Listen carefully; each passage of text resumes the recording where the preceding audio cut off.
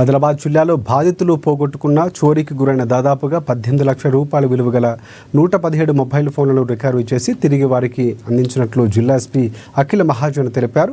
శుక్రవారం పట్టణంలోని police head quarters సమావేశ మందిరంలో నిర్వహించిన కార్యక్రమానికి హాజరై బాధితులకు మొబైల్ ఫోన్లను అందజేశారు.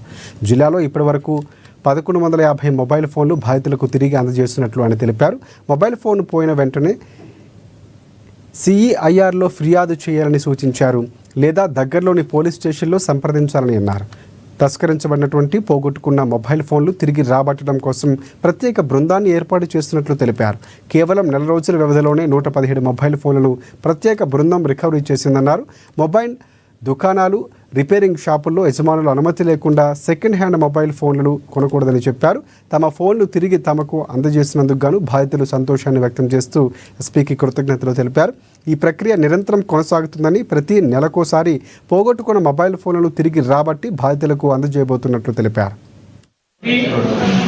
అంటే ఏమంటారు, బ్యాగ్ నుంచి పోయిందా తెలియదు, బస్ స్టాండ్